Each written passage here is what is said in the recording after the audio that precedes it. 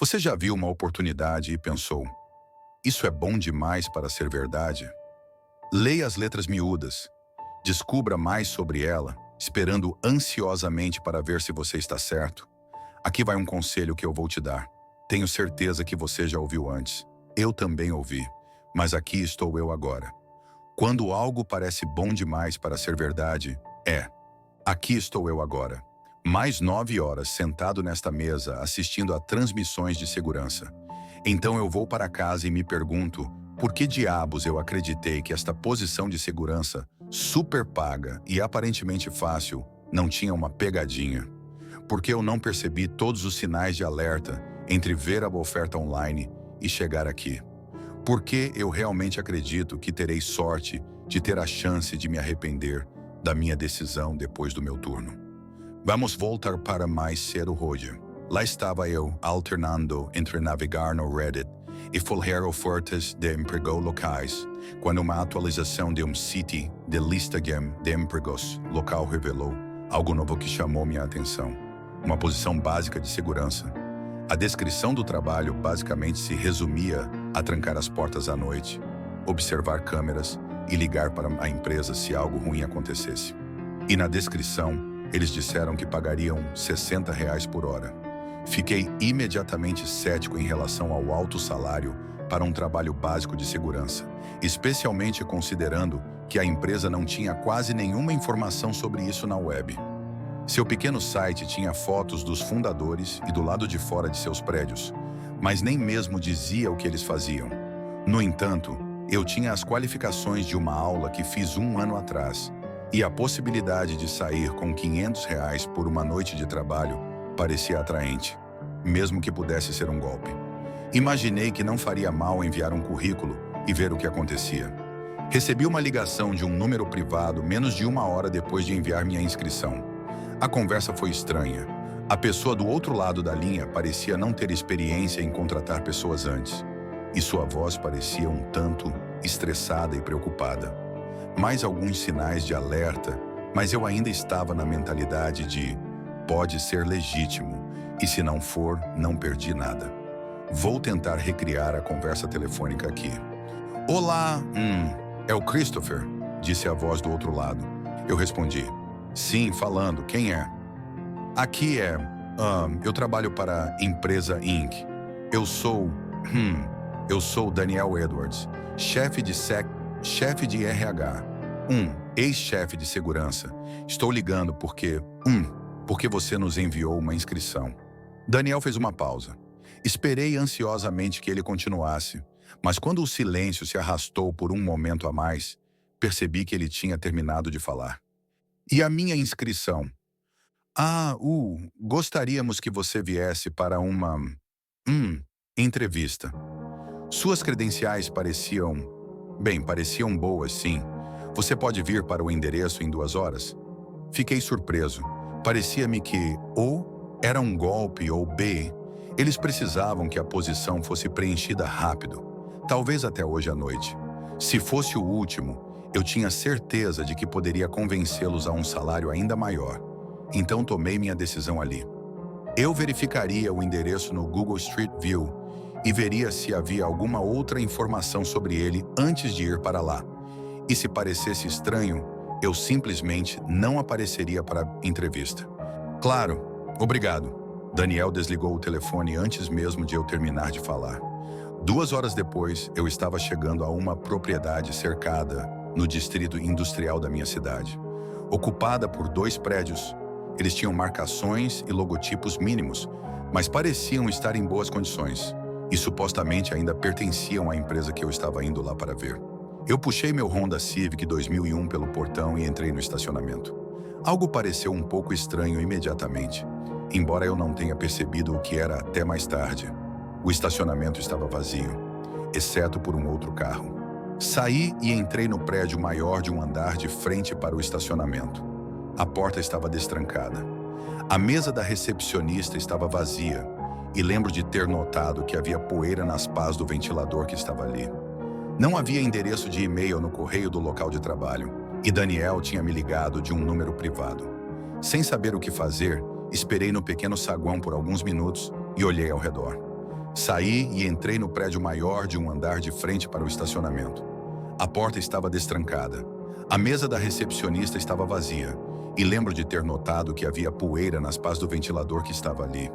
Não havia endereço de e-mail no correio do local de trabalho, e Daniel tinha me ligado de um número privado. Sem saber o que fazer, esperei no pequeno saguão por alguns minutos e olhei ao redor. A entrada era uma única porta de vidro e a parede frontal era composta por janelas do chão ao teto. Um sistema de venezianas de metal repoussava na parede externa, acima do vidro, e um painel de controle na parede interna. A mesa da recepcionista ficava encostada na parede oposta à porta. De cada lado da sala havia 8 cadeiras e 2 pequenas mesas de centro, completas com revistas antigas. À esquerda, um pequeno corredor passava por uma única porta de cada lado, terminando em uma pesada porta externa de metal sem pintura, com amassados de vários tamanhos e formas. Por alguma razão estranha, a porta externa me deixou desconfortável. Todas as 3 portas continham uma única janela pequena, do tipo com tela de arame dentro, obscurecida por tinta preta ou tecido no interior. À direita, havia outro corredor. Estranhamente, não consigo lembrar o comprimento, e geralmente tenho boa atenção aos detalhes. Eram 4 portas de cada lado? Não, 2. 16, talvez? Nem tenho certeza se tinha comprimento. Não olhei para o final do corredor direito. Atrás da mesa da recepcionista, havia outro corredor mais longo terminando em um cruzamento em T. A primeira porta à esquerda era feita de metal, pintado de marrom, e tinha uma pequena placa de escritório de segurança. Depois de esperar um minuto, um homem entrou correndo pela porta da frente. Desculpe por tê-lo feito esperar. Sou José Colim, chefe de RH. Ele falou rápido e parecia frenético e nervoso. Ele não mantinha contato visual por mais de um segundo de cada vez. Quando ele apertou minha mão, pude sentir que suas palmas estavam suadas e frias. Christopher Newman. Parei por um segundo, repentinamente atingido por uma onda de ceticismo, e decidi testar se ele conseguiria manter sua história correta. Falei com um homem chamado Daniel Edwards no telefone. Pensei que ele disse que era o chefe de RH. José me ignorou e continuou. Senhor Newman, minha empresa precisa de um novo segurança rápido. Os 2 últimos pediram demissão esta manhã e não podemos passar uma noite sem alguém vigiando a propriedade. Tentamos trazer você aqui o mais rápido possível, porque você precisa estar pronto para trabalhar até o pôr do sol. Estamos com pressa, então pularemos o processo normal. Se você puder começar agora, pode se considerar contratado. Seu salário é de $37 por hora, não negociável. Assine este NDA e você pode começar agora mesmo. Não gostei de quão agressivo ele estava sendo, mas isso mostrou que eu estava certo. Eles estavam procurando por uma contratação rápida, provavelmente temporária, e eu não iria recusar esse tipo de dinheiro. Folheei o NDA. Era longo, então pulei a maior parte, mas sei como são esses contratos. Não divulgue segredos da empresa, blá blá blá. Assinei e segui José até o escritório de segurança. A orientação foi curta e simples. Aqui está seu chaveiro, este abre a porta do escritório de segurança. Este abre a maioria dos outros escritórios. Este controla a veneziana das janelas da frente. Aqui está sua Maglite. Você pode usá-la como um bastão em uma emergência, mas é melhor se trancar no escritório e nos ligar se vir algo suspeito.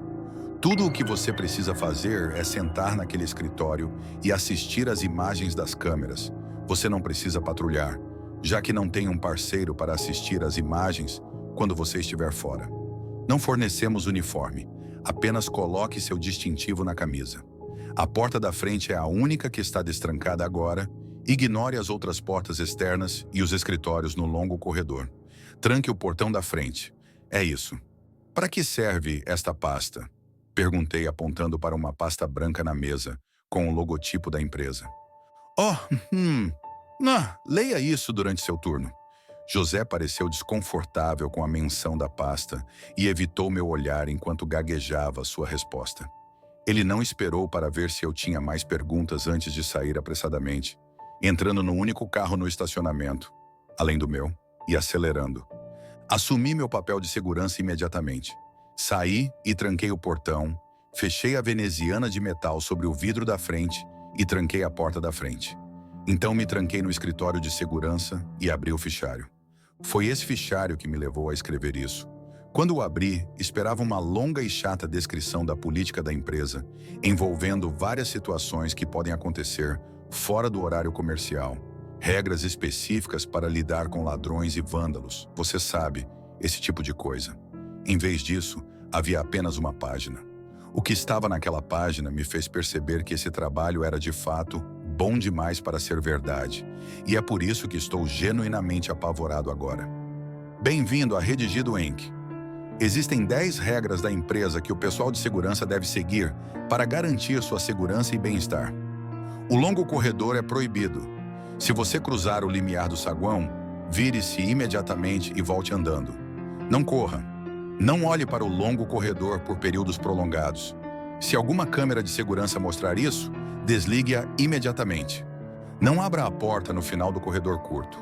O prédio 2 está fora dos limites e deve ser observado apenas por meio de feeds de câmera. Se você precisar sair, use apenas a porta da frente. A máquina de café ligará automaticamente às 2h17 da manhã. Certifique-se de que uma xícara esteja colocada abaixo dela antes desse horário. Quando o líquido for dispensado na xícara, coloque-a do lado de fora da porta do escritório de segurança. Tranque a porta e não a abra novamente até 2h37 da manhã. Não saia do escritório de segurança entre 4h01 e 4h02 da manhã. Se você ouvir uma voz feminina vindo de um ponto indeterminado dentro do prédio, destranque a porta à esquerda do pequeno corredor. Não entre na sala a menos que a voz o convide a fazê-lo. Não olhe para o rosto dela. Se você ouvir uma voz masculina ao destrancar a porta, retorne ao escritório de segurança imediatamente.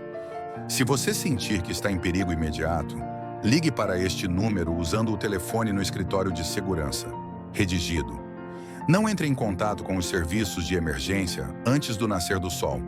Não, sob nenhuma circunstância. Tente sair da Redigido Inc. antes do nascer do sol. Tenho 9 horas restantes neste turno. Prefiro sair daqui sem dinheiro do que ficar aqui o resto da noite. Mas as instruções deixaram claro que terei que aguentar até de manhã. Desejem-me sorte. Atualização.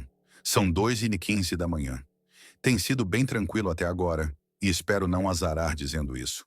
Acabei de ficar no escritório e dividi meu tempo entre assistir aos feeds das câmeras de segurança e navegar no Reddit para acalmar meus nervos. É hora do café demoníaco em 2 minutos. A xícara já está no lugar e espero que tudo corra bem. Atualização 2. 13h30 da manhã. O café demoníaco desapareceu depois de ser deixado do lado de fora da porta. Ouvi algo batendo e arranhando a porta durante o tempo em que me disseram para mantê-la fechada, embora eu não tenha conseguido ver nas câmeras. A única que observava a porta do escritório começou a mostrar o longo corredor e eu tive que desligá-la. Há uma sombra persistente no canto da sala, que parece mais escura do que uma sombra normal. Ela não desaparece mesmo quando eu aponto minha lanterna diretamente para ela. As instruções não disseram nada sobre uma sombra, então eu simplesmente não vou tocá-la e ocasionalmente verificar se ela muda de tamanho ou se move ou algo assim. Ainda não ouvi a voz da mulher. Eu poderia jurar que vislumbrei uma figura humanoide nas câmeras do prédio 2 algumas vezes, embora eu não consiga encontrá-la quando inspeciono os feeds mais de perto. Não tenho mais a menor dúvida de que este lugar é mal assombrado pra caramba. Atualização 3:49 da manhã. Eu estava me sentindo muito abalado, então não escrevi isso imediatamente. Mas aqui está basicamente o que aconteceu. Vou colocar em mais detalhes no meu próximo post. Às 3h45 ouvi a voz da mulher. Eu ia ignorar até 4h02, mas ela ficou cada vez mais alta até doer, e eu cedi. Ela me convidou para entrar, mas ouvi a voz masculina assim que me sentei e corri de volta para o escritório. Quanto ao que aconteceu às 4h01, escreverei isso mais tarde. Ainda estou muito abalado com isso. Vou apenas dizer que fiquei feliz pela porta de metal reforçada no escritório e que realmente me arrependo de ter aceitado esse emprego. Acho que vou continuar de onde parei às 3h45 da manhã. A voz feminina começou a sussurrar em uma língua que eu não reconheci. Talvez fosse um completo jargão, pelo que eu sabia. começando de um ponto à minha esquerda e aparentemente mudando de direção enquanto falava. Eu estava planejando ficar no escritório e esperar até depois das 4:02 para destrancar a porta, mas o que começou como um sussurro ficou cada vez mais alto, até que começou a doer de verdade. A voz era tudo que eu conseguia perceber. Ela vinha até mim de todos os ângulos e parecia gritar diretamente na minha mente. Percebi que tinham se passado apenas 2 minutos desde que ela começou a falar, e eu ficaria louco se tivesse que esperar mais 14. Corri para fora do escritório, passei pela mesa da recepcionista coberta de poeira e entrei no pequeno corredor, onde me atrapalhei com minhas chaves para destrancar a porta. Os gritos pararam assim que a abri. O interior da sala está nebuloso na minha memória, mas eu me lembro claramente de uma mesa com uma cadeira de cada lado, iluminada no meio de uma sala tão escura que eu não conseguia ver mais nada. Uma mulher estava sentada do outro lado da mesa e fez sinal para que eu entrasse e me sentasse em frente a ela. Andar pela escuridão era estranho. Meus passos não faziam barulho e meus sentidos pareciam abafados de alguma forma. Eu tinha acabado de me sentar quando uma voz masculina soltou um grito angustiado, e eu corri de volta para o escritório sem olhar para trás. Voltei às 4:00. Eu não poderia ter passado mais de 20 segundos dentro da sala. Eu disse no meu último post que o que aconteceu entre 4:01 e 4:02 realmente me abalou. Eu prometi que escreveria aqui. Talvez colocar no papel me ajude a parar de lembrar daquela coisa. Quando o relógio marcou 4:01, ouvi um grito desumano e horripilante vindo do saguão. Na transmissão da câmera, eu não sei o que foi que eu vi. Algo desumano. Eu sei disso. Não consigo lembrar sua forma. Escuro, um pouco maior que uma pessoa. Vê-lo então e lembrar agora instila um medo horrível em mim, tão intenso que acho que nunca mais vou dormir depois de vê-lo. Aquela coisa saiu correndo do longo corredor para o saguão. Correu para a porta externa no final do curto corredor, bateu nela por alguns segundos, com membros que eu não conseguia ver nem ouvir. Mas tinha certeza de que poderiam me matar em um instante. Desistiu da porta e, em vez disso, começou a correr para a frente e para trás no corredor do lado de fora do escritório de segurança. Tudo o que pude fazer foi vê-lo correr para a esquerda e para a direita nas câmeras, ouvindo aquele grito horrível e o bater estranhamente arrítmico de seus pés, sem forma nos ladrilhos de linóleo baratos. Enquanto o observava correr, de repente olhou para uma câmera. Não tinha olhos, não vi o resto do rosto. Tudo o que sei é que ele parou então, e eu fiquei preso ao seu olhar sem olhos, até que até mesmo seus gritos pareceram desaparecer no fundo. Eu o senti olhando para mim, queimando com uma emoção estranha, alienígena misturada com curiosidade. Curiosidade que de repente se tornou ódio. Enquanto eu olhava para ele, eu sabia que esse ser me odiava mais intensamente do que eu jamais soube que algo poderia odiar. Ele queria me matar. Ele correria para sempre através do fogo e do inferno em minha perseguição. Nunca pararia até que eu morresse por suas mãos. Eu nunca estaria livre de seu ódio sem fim. Ele me caçaria até o dia em que eu morresse. Ele arrancou seu rosto da câmera e se lançou contra a porta do escritório, e de repente percebi que ele nunca havia parado de gritar enquanto começava a bater no metal arranhado e pintado. Não sei quantos braços ele tinha. Poderia ter de 2 a 9. Parecia mudar toda vez que batia na porta. Seus gritos, por mais estranhos e desumanos que fossem, pareciam ficar frustrados. Ele precisava desesperadamente entrar, precisava me despedaçar, e essa porra de porta o estava impedindo de alcançar a única coisa que ele realmente queria. Esse pedaço de metal, essa criação da abominação que é o homem, o estava impedindo de alcançar a única coisa com a qual ele se importava. Os gritos do monstro aumentaram para um crescendo demoníaco enquanto a porta chacoalhava mais e mais. Eu tinha certeza de que ela estava prestes a ceder sob o estresse. Assim que eu estava começando a aceitar que eu iria morrer aqui, a cacofonia de gritos e barulhos foi interrompida abruptamente. Eu verifiquei a hora. 4:02. Eu verifiquei as câmeras, decidindo testar minha sorte com a que eu tinha desligado antes, pois ela estava mostrando o longo corredor. Nenhum sinal do monstro e a porta estava estranhamente intacta. Assim que tive certeza de que o monstro gritando tinha ido embora, eu abri o fichário e usei o telefone do escritório para ligar para o número de emergência. Tocou por um longo tempo antes que alguém atendesse. De Daniel Edwards. Deixa eu adivinhar. É o gritador? E como você sabia? Sai no mesmo horário todas as noites. Fica exatamente 1 minuto. Por favor, ligue apenas para coisas que não estejam no fichário. Já se foi, e eu senti aquela coisa me encarando. O que aconteceu com o último cara que olhou nos olhos dela? Estou segura? Ele desligou sem dizer mais nada. Olhei inquieto para a sombra no canto, sua presença ameaçadora de alguma forma diminuída pelo fato de que ela não tinha se movido.